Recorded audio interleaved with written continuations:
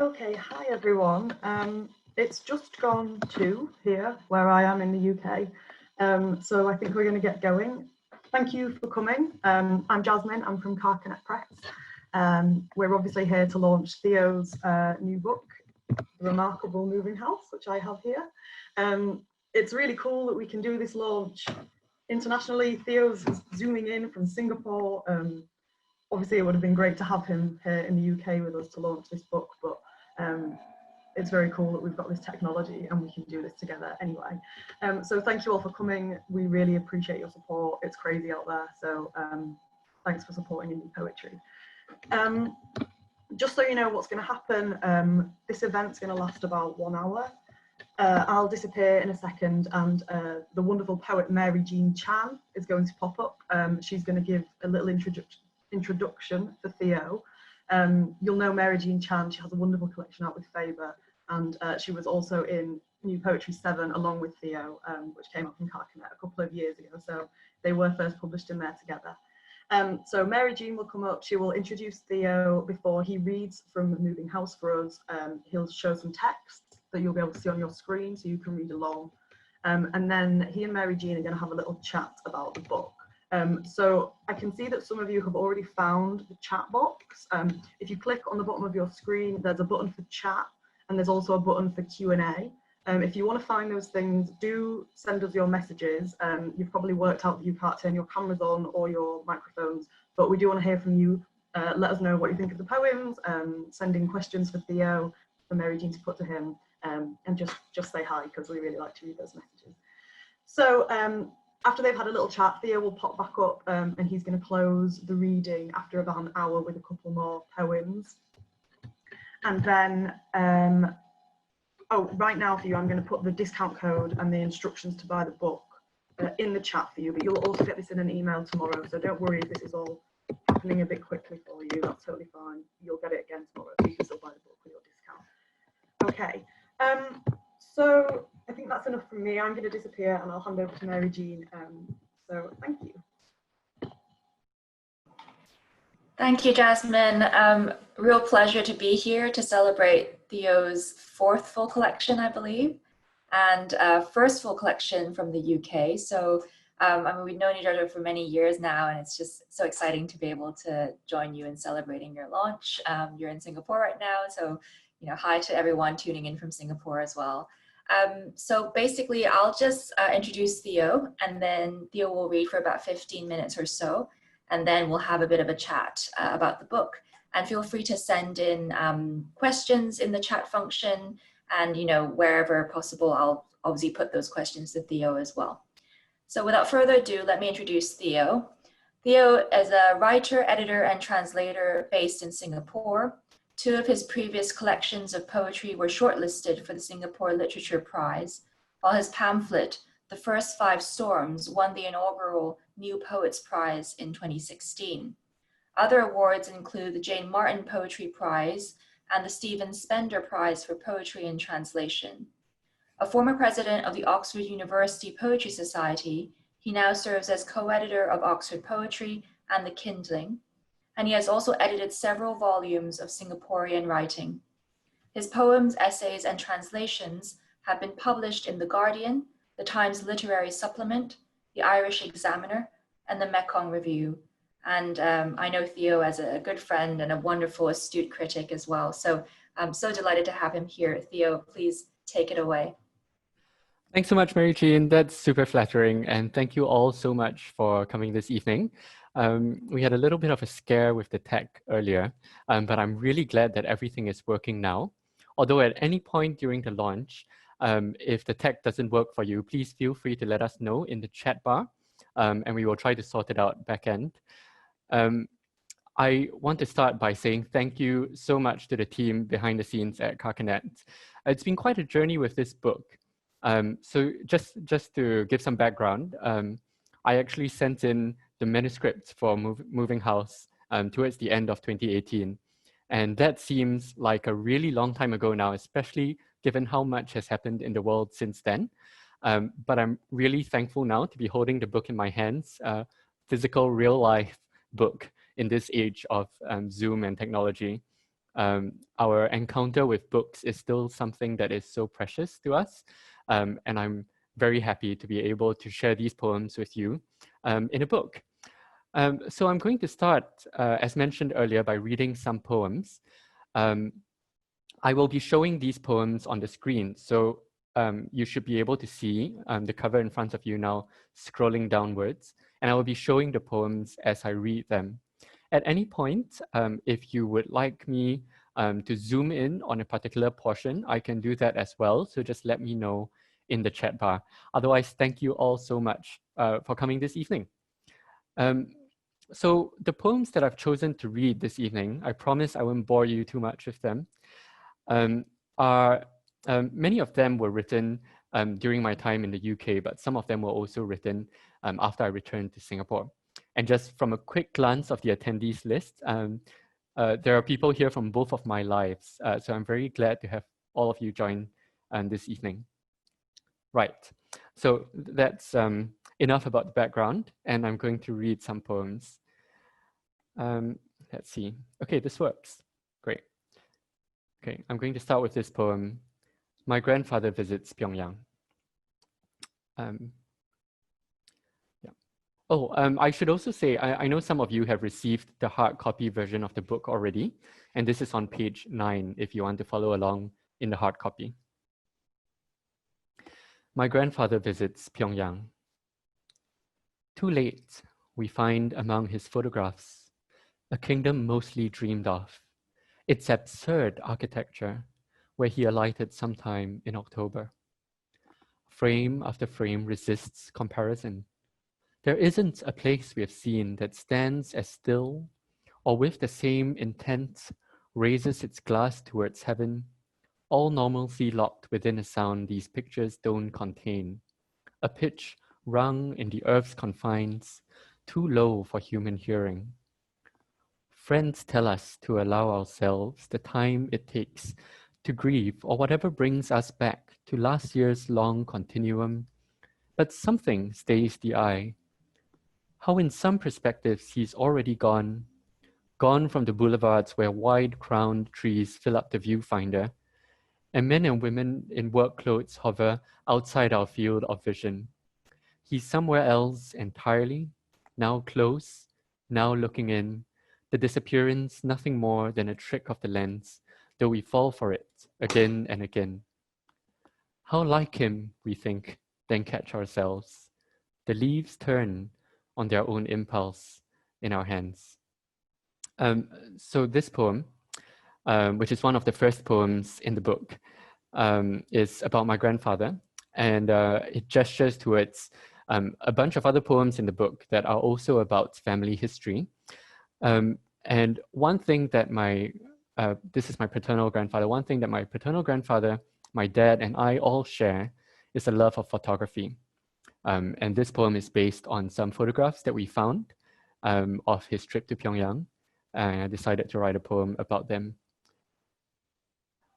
Okay, well, it's a little bit different doing a reading without audience participation. So if you could let me know in the chat as well, if I'm going too quickly or too slowly, or if all is good and I can go on.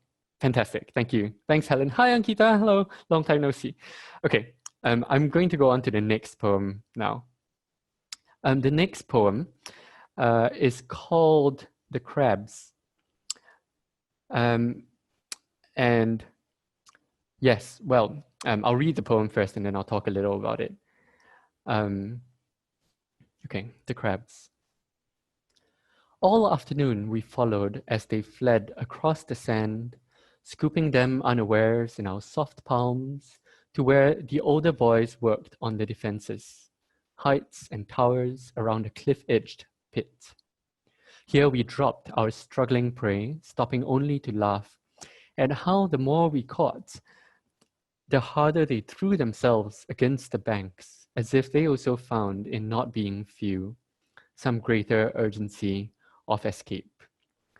2 weeks later, when the world unlatched, we heard in cadences that we could name, grief like a wall of water, the sea coming in after dark to fill our shallow moat, break all the windows, and with skint hands, lift our captives up, as if from one death, wide-eyed, limbs flung into another. Yeah, well, this poem was written in the wake of the Indian Ocean tsunami in December 2004. And it's a fragment of a family trip that we took with some friends, family friends, to this place, Langkawi, which is a holiday island off the west coast of Malaysia. So I live in Singapore, and Malaysia is one of our most frequent holiday destinations. And we didn't know at the time, of course, but 2 weeks after we were there, the tsunami would hit that coastline. And we saw on the news and in the newspapers just the scale of destruction that had happened in a place that we had just been, a beach that we had played on. And I wrote this poem years later when the Rohingya refugee crisis occurred. And there will be other poems that I'm reading later about this as well. But just that sense of a region being caught up in the same tragedy was the starting point of this poem. So yes, that's a poem from my home region, Southeast Asia. And I'm going on to the next poem now. Yes, okay. So the first two poems that I've read so far were both written in the UK before I came back to Singapore. And I spent the years 2013 to 2017 in the UK, and I returned in summer 2017 to finish serving my national service. And the next poem comes from that period of my life, at least.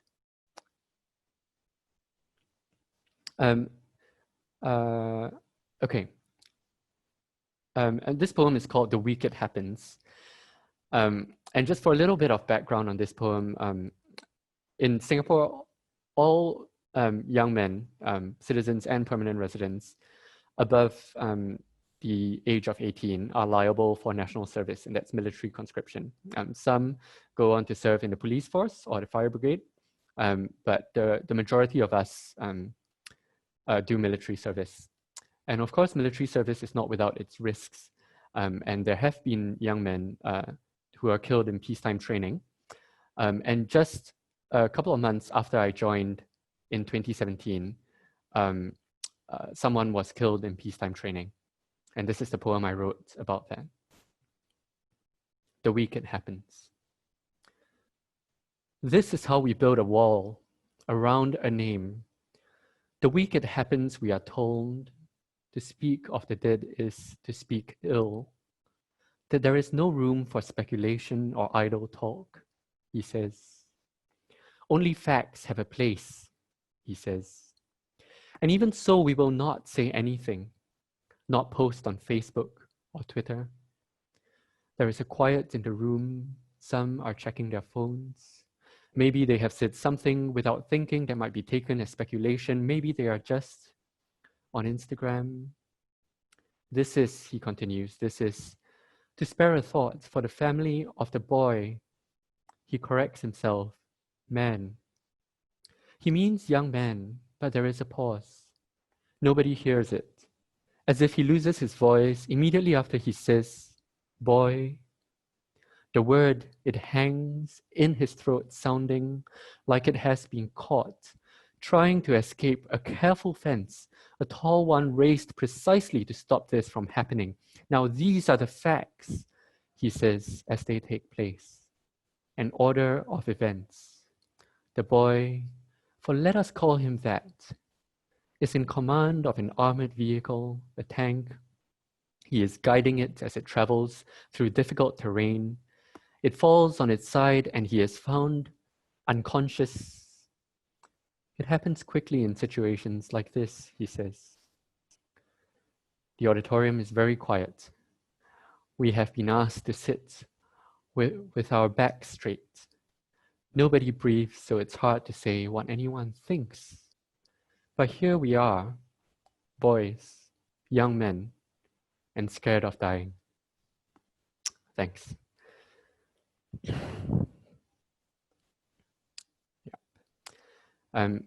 So that poem is called The Week It Happens. Yeah, so I wrote this in 2017 after I returned to Singapore.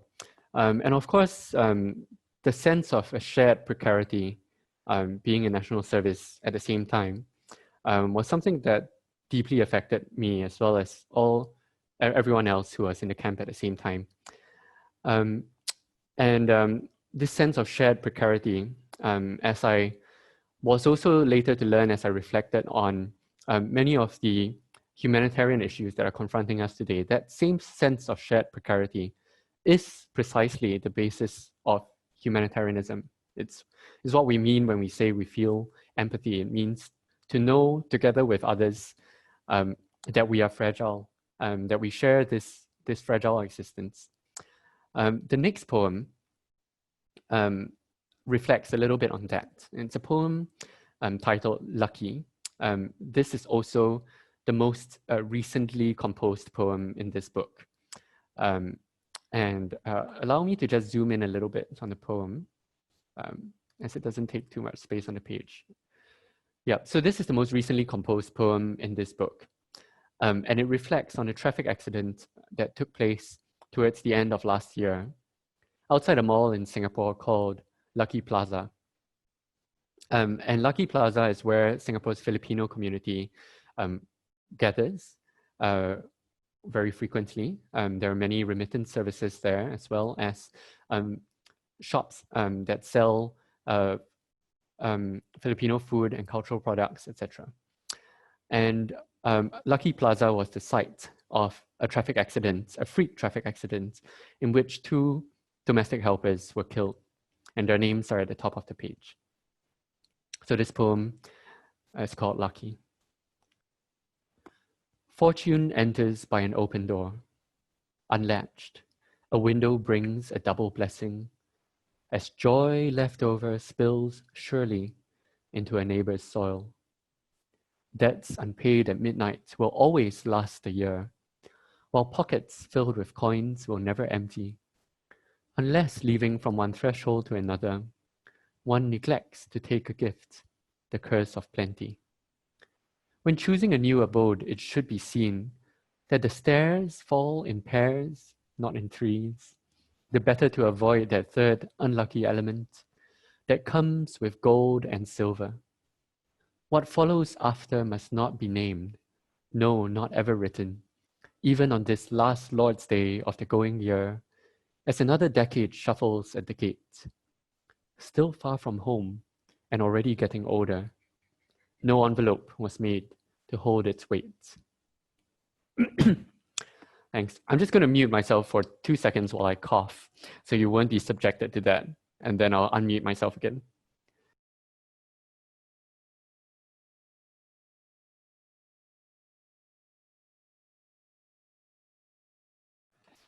All right, I'm back, throat cleared. Just going to take a sip of water as well.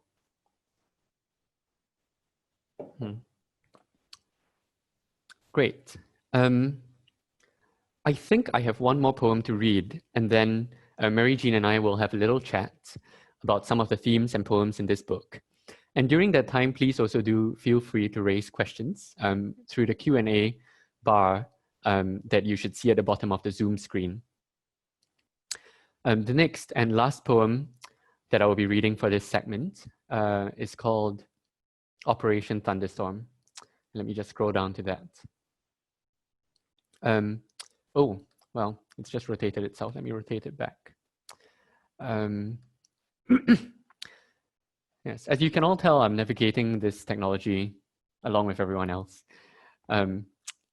So anyway, Operation Thunderstorm. Now, I mentioned a little bit earlier that the Rohingya refugee crisis that's happened in our region in Southeast Asia, which the world has come to take notice of, especially since 2015, but has been ongoing since the 70s and 80s, has been a subject that I care deeply about. And this particular poem reflects on another refugee crisis, perhaps a slightly better known one, that occurred in the wake of the Vietnam War in the 60s and 70s. And this particular poem is titled after an operation by the Singapore Armed Forces to detain or deter refugees who were heading our way at the time. Now, Singapore is often remembered and celebrated as a migrant nation, a nation that is deeply and peacefully multicultural, precisely because we come from migrant roots. And although that is such a central part of our story, perhaps it's not always seen in our actions. So this poem is called Operation Thunderstorm. As if we were not once also torrential, unstoppable and overboard, our bodies following our hands across the swell to this fistful of soil, not so much to build as to stay afloat, fingers closing round its buttress roots, stern breakwater, an island peopled only by our leaving. All through the years, we fell as rain, and though there was little to catch us then, gathered in every small indentation, and by always seeking out the softest earth, made every channel fit for a monsoon, and with time made the rivers and reservoirs, made our children drink and not forget the source. Except it is never a river's source that then undoes it, that moves the land to its throat to stop it singing, or stands a bridge upon its straits to wedge the banks apart, digs clean through its bed to put the currents underground. So the storms, abundant, must send their ships elsewhere, to drop anchor beyond the locked hearts of the bay, or the sea herself come knocking, finds no harbor. And though our own cross over the dredged marsh as on dry sand, without danger or really knowing why, their thirst seems to come straight from the water, every fresh glass an exhale from the sky. Now, thanks very much for sitting through all these poems.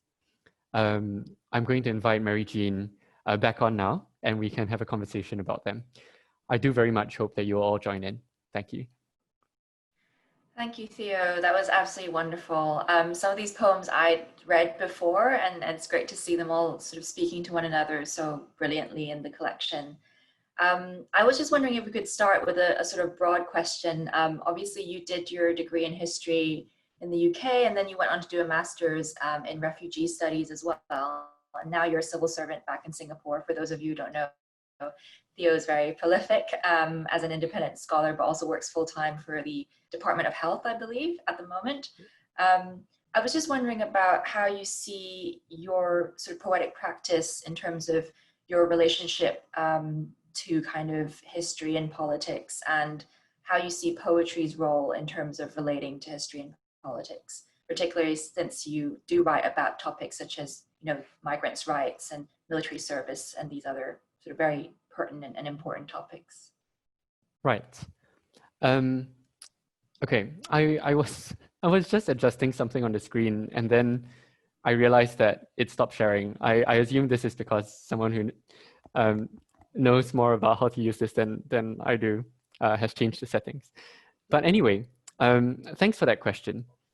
I think it links also to a question that Lavinia, whom we both know, has asked on the chat, which is about my time in undergrad and postgrad studies.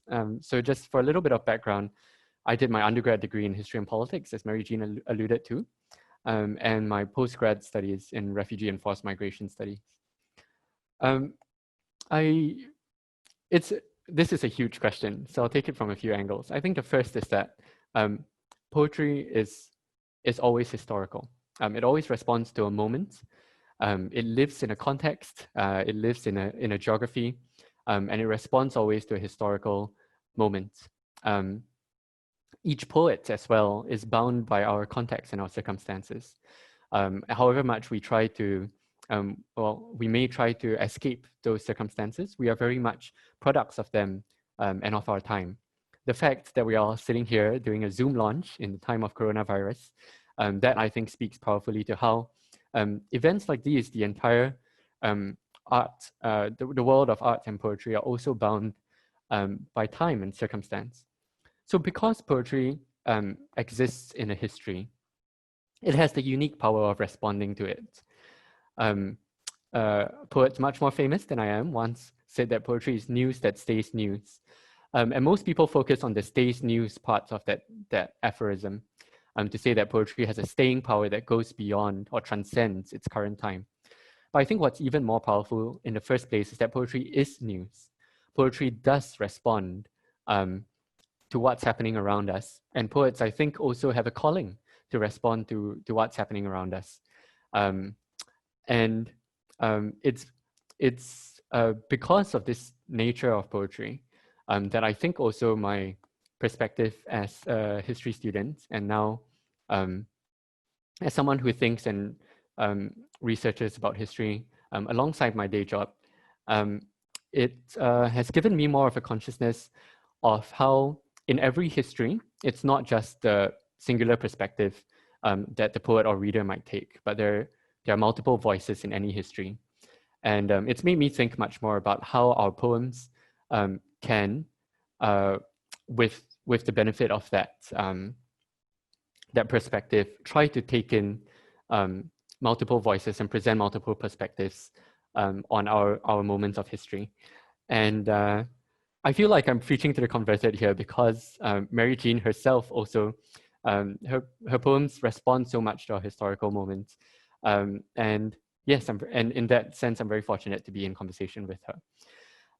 I think the other point that Mary Jean was getting at was about politics and policies, and the question of how poetry engages, well, my writing of poetry engages with that aspect of my life. And I suppose to answer the question at its roots, politics itself is the study and the arrangement of power in society. And if the last decade perhaps has taught us anything, it is about how the configurations of power in society can be so uplifting for some and so disempowering for others. And I think in my own writing and in how I try to engage with the voices of poets and writers around me as well, we seek to tackle that sense that more and more, in so many places, our politics can work, our politics and policies can work so much good, but it can also work so much ill.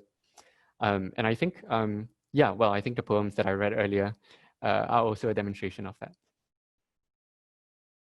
Thank you, Theo. No, that was really insightful. And I guess, you know, it's very interesting. I think I only just realized both of our first degrees were, I suppose, in politics. I also did a BA in political science. Yes, of course. And yes. perhaps, yeah, that kind of links into how we approach poetry. Like for me, as you said, it was never something that could be disassociated from life itself. You know, it sort of can't exist in a vacuum.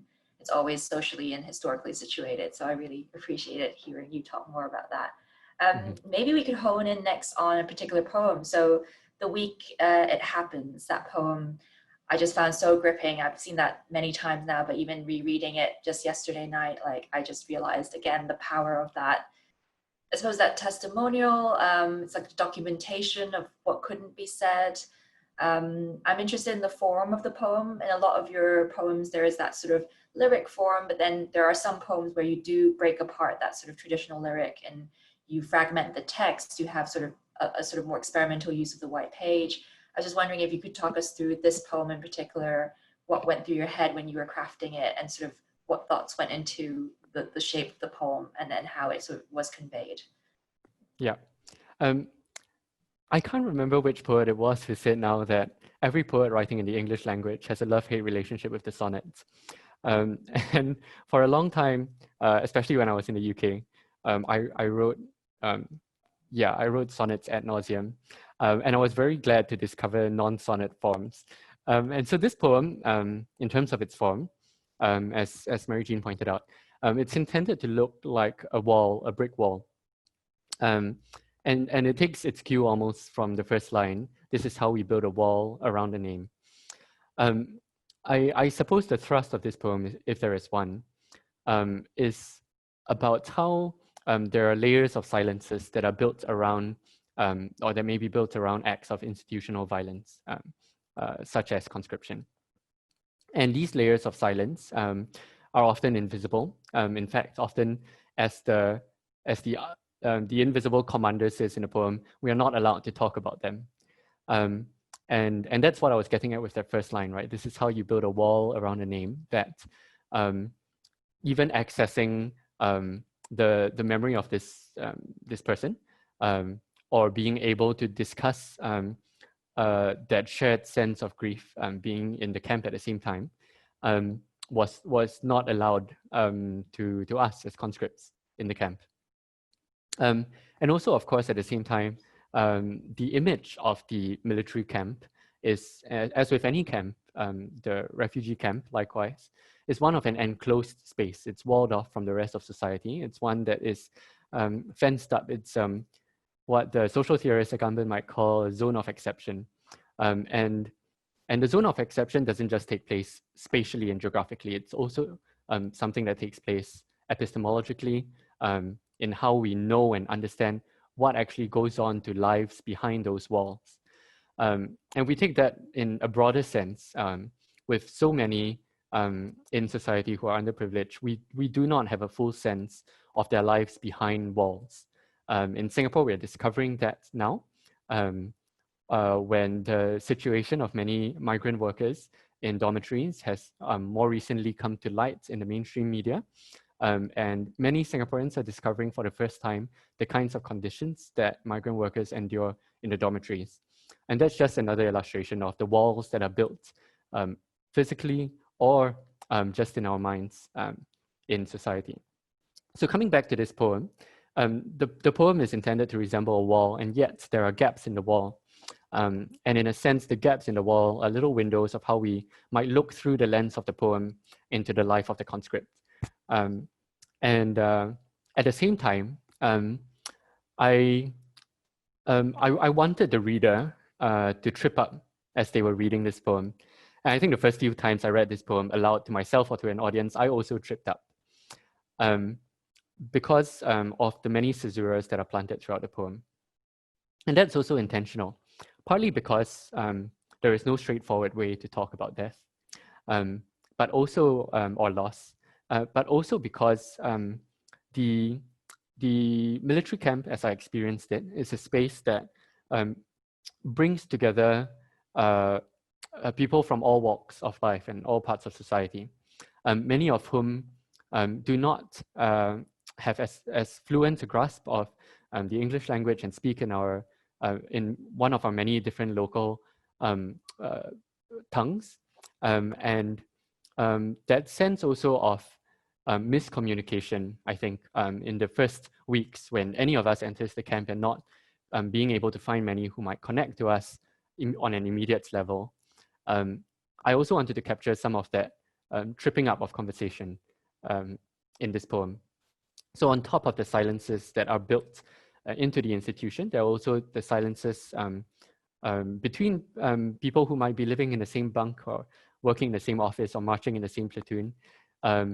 So many things left unsaid or not fully said.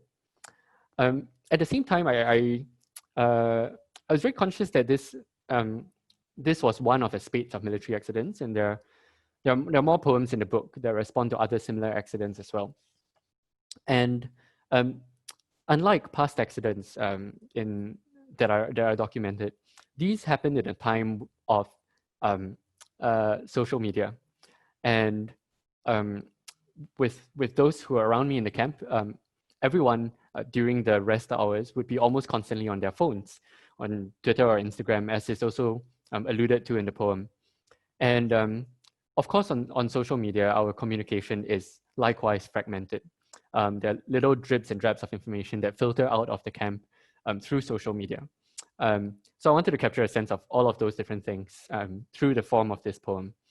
And so I think the experience of hearing this poem read, or at least even for me, when I hear myself reading this poem, it's quite different from how I experience it on the page.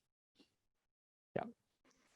Wow. Yeah. No, thank you, Theo. I think there's so much considerateness that goes into that shaping of the poem. And yeah, I definitely thought the fragmentary aspect of it was to do with the fact that there is obviously a grief and a death that can't be mourned, but also think I didn't really think about the social media aspect of it, and how obviously that is kind of how we text, and that's how we communicate in sort of lower casing and without like proper punctuation, and that really, I think, captures that really well. I thought we could pivot quite nicely then to another question, which is about your relationship to multilingualism. As you mentioned, in the camp, people speak multiple languages, and often people from Singapore are bilingual, if not, multilingual. And I noticed, for example, in one of the poems you read, you talked about, the river and its source, and obviously that's a Chinese idiom, 湖水难收, right, if I'm correct. And I was just wondering, how you relate to, I suppose, your Chinese sort of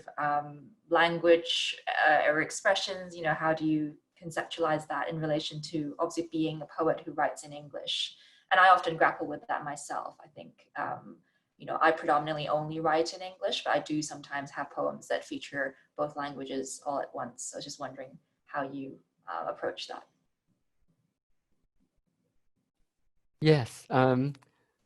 Okay. So I wanted to start off by acknowledging the many very kind things that are being said in the chat bar. Thank you all so much. I'm sorry I can't respond individually. On Mary Jean's question, I was just actually today working on a review of Jenny's book. I think Jenny is here as well. And I was just reflecting on the same question. How do those of us who are bilingual or exist across different languages, how we write about that and how we grapple with that? So I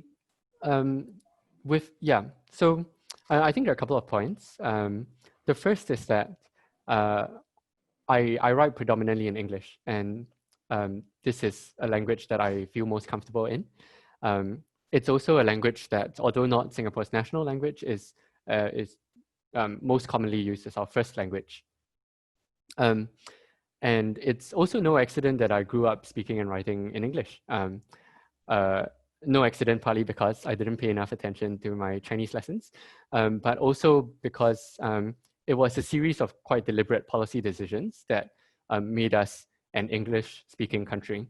And the use of English was, at the time, thought to be a unifying language that was able to bridge different communities, different linguistic communities in Singapore.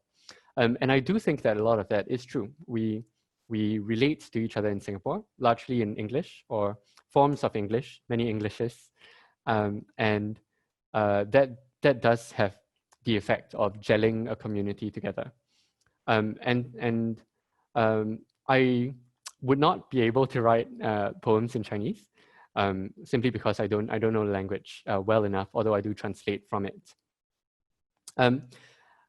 But coming to the poems in this book, there are a couple of poems, in addition to the one you mentioned, that do make use of Chinese idioms. And another of the poems, may I read another poem? It's a poem that's titled, sorry, I'm just looking through my own book now. It's a poem that's titled Dead Man's Savings Won't Go to Wife. And I wanted to use this poem to discuss that question that you just raised. Because in Singapore, for those who have the book, it's on page 17. Unfortunately, I don't have the soft copy on screen, but I'll read it in a bit. And I wanted to use this poem to discuss that question because in Singapore, one social phenomenon that's often discussed is the social phenomenon of older Singaporean men having younger Chinese wives who may have migrated from China, Taiwan, Hong Kong, elsewhere to be in Singapore. And this poem responds to a newspaper report in the year 2016, where after the death of an elderly Singaporean gentleman, the judge decided that his savings wouldn't all go to his younger Chinese wife, because the judge decided that this was not a real marriage, it wasn't a true marriage. And on the basis of the evidence, the judge decided that it was more likely that she had entered into a marriage intending to defraud him of his savings. So the headline, which I take the title of the poem from, is Dead Man's Savings Won't Go to Wife. And I'll read it and then I'll talk a bit about it. Dead man's savings won't go to wife. How could I explain?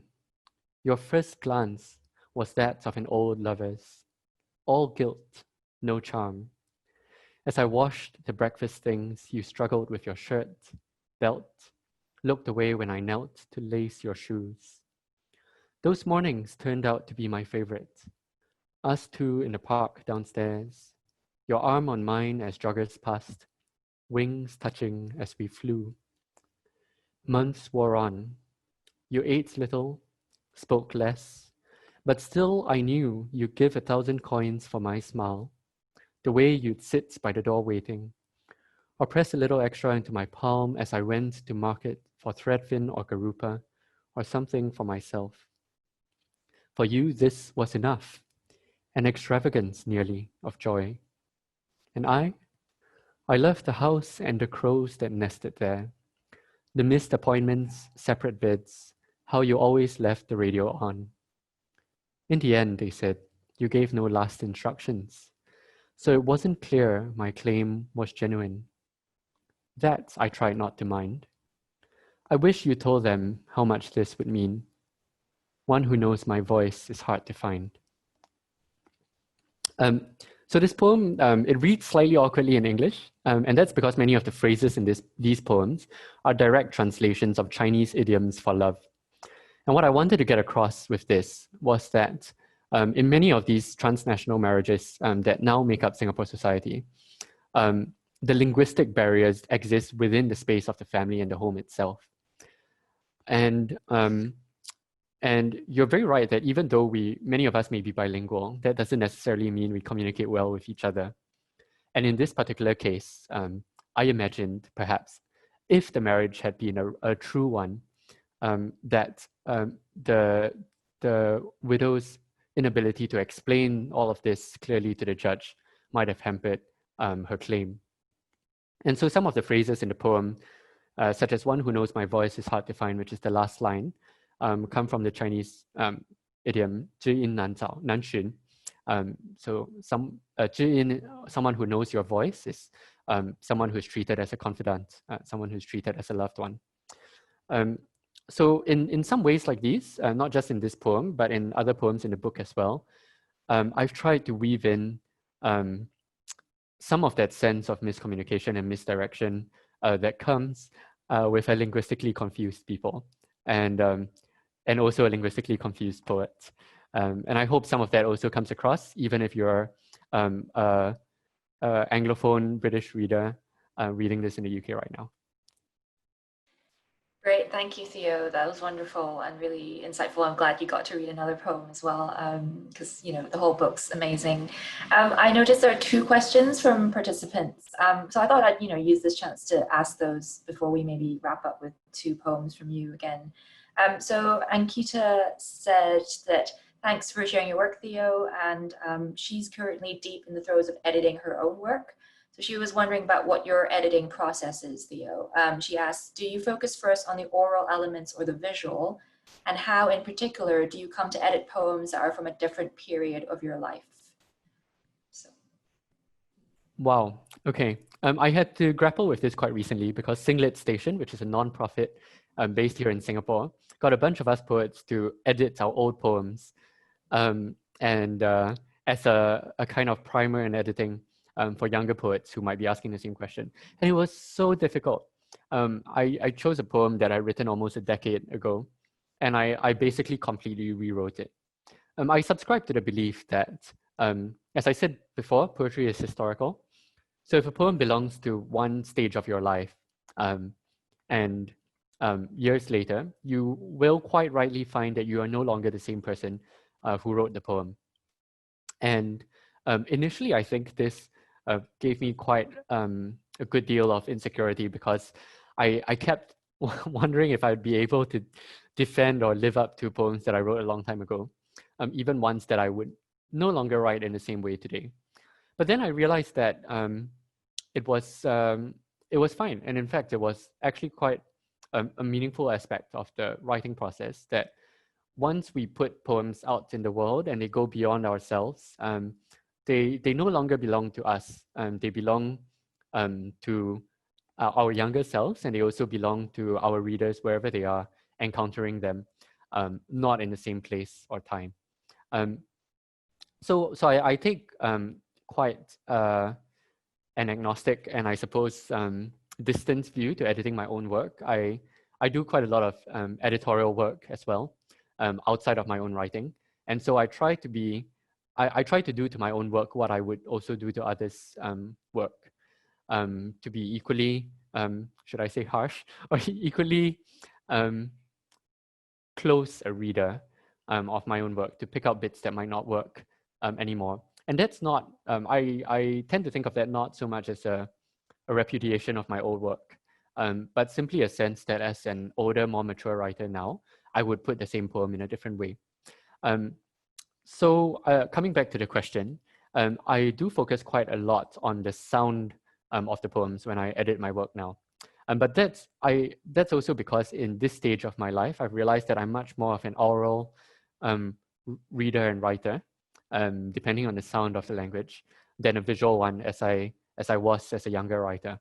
And that's totally fine. So some poems that I wrote to visual perfection, as the 22-year-old me might have thought, I now treat as clunky to my older years, and try to rewrite them as I would like them now. And I think that's part of the process. Yeah, so I don't know if I've answered the question. I think I probably have in a roundabout way. Great, Theo, thanks. That's really insightful. I never really thought about that sense of being older and seeing it through different eyes, and obviously taking that to to your old poetry, and kind of being, I guess, just as harsh as you need to be, or just as gentle as one needs to be. So the other question that was asked by Gillian, so she says, interesting in your point about the silencing around an act of trauma. In the UK, the depositions and interviews of asylum seekers are purposely not transcribed. Do you think that poets are becoming drawn to the white space of the page as an unsaying, almost as an act of witness? So the question is that, are poets drawn to the page as a kind of way of bearing witness, but perhaps through, am I getting at this right, perhaps through not saying, or kind of keeping the silences visible, as you were alluding to earlier? Yeah, I think actually this idea emerges very strongly in the poetry of Ocean Vuong, who also makes quite brilliant use of the white space on the page, and the pauses in the reading when you hear them, to gesture towards what is missed out in a personal history or the history of a community. Another poet who I think uses this brilliantly is Ilya Kaminsky. And for Ilya, of course, the silences are in multiple senses, right? Because Ilya himself is hard of hearing. And the sense of the space on the page, and in fact, if you read Ilya's book, there is sign language shown in hand signs on the page itself, and you are drawn into the experience of someone who experiences these silences on a visceral level, and Ilya uses them powerfully to talk about the silences that are experienced in his own family and community's history. And the title of the collection, of course, Deaf Republic, gestures to this as well. So I think in response to the question, yes, thanks, Mary Jean, for putting the titles there. The Ilya's collection is called Deaf Republic. It's out with Faber, and Ocean Vuong's debut is called Night Sky with Exit Wounds, which is out with Cape. So coming back to the question, I do think that the white space of the page is something that I've certainly used in my own work, not just in that poem, to deal with these silences. But I think it's not just the white space of the page, but the white space of the stage as well, when these poems are read and performed. And especially because technology now allows us to access poetry readings and open mics, etc., from a distance through the medium of audio or video recording. Poets who perform their work actively or read their work actively are also using the silence of the mic, the silence of the stage, as a way of representing the literal theft of voices in history and in communities. And I think that's very powerful, and that's a very exciting area of poetry performance as well as publication that that we're all experiencing and living through right now. Yeah, I was just trying to think of any more recent poems that I've written that make use of this same dynamic. I think for those who do have the book, another poem that does this is The Way Light Works. I won't read it out right now, but if you do have a chance, you can read the poem The Way Light Works, which addresses it addresses the death in a traffic accident of a male migrant worker in Singapore through the similar technique. Yeah. Great, Theo, thank you so much. Time has really flown, I think, so perhaps I'll invite you now to read your final two poems, both of which I love, especially the one about cutting your hair. So I'll just leave you to round out the event, and thank you so much, Theo. That was absolutely wonderful. Sure. My just before this launch, my dad was saying that the headphones I'm wearing do kind of squish my hair down. And this also links to the fact that I had a haircut less than a week ago. So this poem, which I'm about to read, which is called Final Cut, pun intended, will, I suppose, be visually resonant as well. Some background on this poem, Final Cut. Let me transfer to the screen so that I can show this poem to all of you as well. Let me make sure I'm doing this right. All right. I'm just going to scroll. Oh, not that one. Yes, okay. Final Cut. During my time in the UK, I had the privilege of cutting my hair at a shop called Walters on Pearl Street, at least in my first year. And then I realized that there were much more affordable options elsewhere. But in my last week in the UK, I decided to head back to Walters for a nostalgic haircut. And I wrote this poem in my last week in the UK, and I posted a photo of it on Facebook. And Walters, the barbers, tweeted the poem to their great Oxford following, which I was both very pleased and very embarrassed by. But anyway, now I'm going to read the poem, Final Cut. 4 days to leaving, he has his hair done, lets her cradle his head, turn it from side to side. Behind each year, the slow blade moves, removes strands that have taken roots of their own accord, tenacious, out of sight, secure in knowledge of their chosen plot. The pressure is just right. So for a while, feet angled over the floor, he travels all alone in that uncertain room, framed by the chair lights. Finding the mirror too close, he closes his eyes, approximates the 13-hour night between to and from, sun warming the earth enough in sleep to set him on his way. Among the things he'll never fathom, this conspiracy of air, how a cold morning or unexpected rain, so often making one city feel like another, might, given perfect conditions, transform into a river high above the rough surface of this sea level, waiting to lift or leave us. On cue, a draft enters the shop, sends his cut ends into heavy drifts and banks. No one watches, but he wonders if it is like a dance. Which are the coming and which the leaving ones? Thank you. Yeah, okay.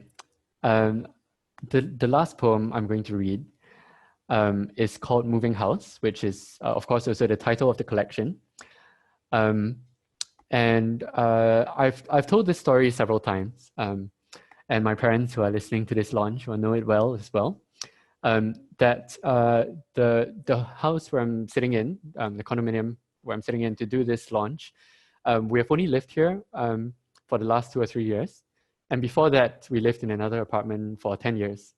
And my parents moved to this apartment while I was living overseas. And I found out about this move, much as you are experiencing this launch now, over video camera. And there was that strange sense when I experienced this move of something far away, a strange sense of something being displaced that I couldn't quite put a finger on. And of course, this does not at all even come close to the experience of so many who are forcibly displaced from where they do live, and without any choice of their own. And yet, in that moment when I found out that the place that I'd spent most of my teenage years, we're no longer living there and we're living somewhere else, that showed me in just a little fraction what that kind of experience of loss at a distance feels like. So I'm going to read that poem now, Moving House. And just before I read this poem, all I'll say is thank you so much for joining this launch today from wherever you are. And it's been a great pleasure to read and write and speak with all of you. Moving House. These are things that shake us in our sleep. Doors left open, drawers, the bare-backed chair that still without a coat swivels gently, books in boxes. Pictures taken down, squares of darker paint turned over to the sun, and above all, their wiring undone, the lights, glass tubes, put away in plastic. Once is enough.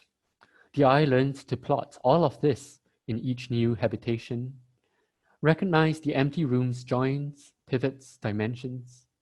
Every house has a skeleton. While the body learns it must carry less from place to place, a kind of tidiness that builds, hardens.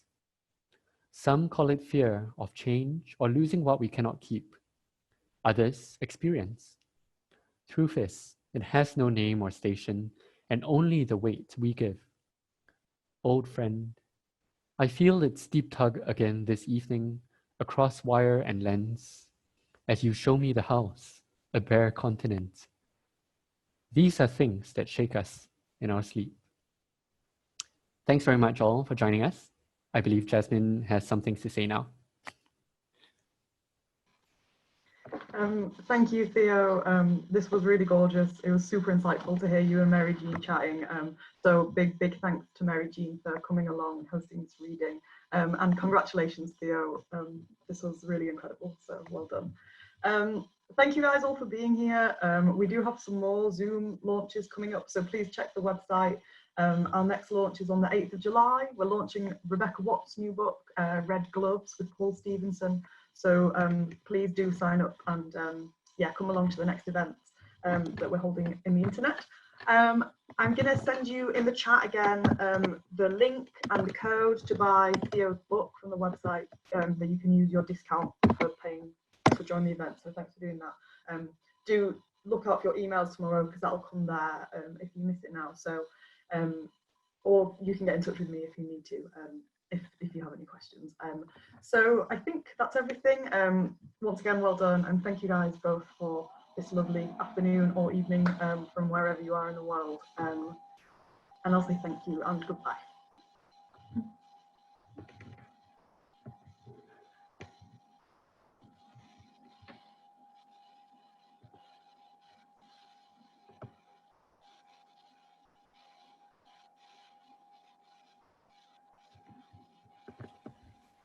Wait, Mary Jean, Jess, don't go. We need to take a picture. Oh, okay. I was giving it a couple of minutes because there's so many nice messages coming into the chat. I didn't want to just close it immediately.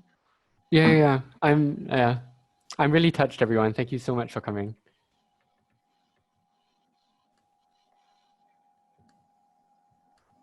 Theo, are you taking a picture? or? Yes, I'm just, Okay. 1 second. Okay. Yeah. Okay, taking a picture right now. Yay. Okay, thank you. Cool, well done. Okay, I'm going to close everything now, and I'll be in touch with you, Theo. Okay, bye Okay. everyone, thank you. Yes, thank you all.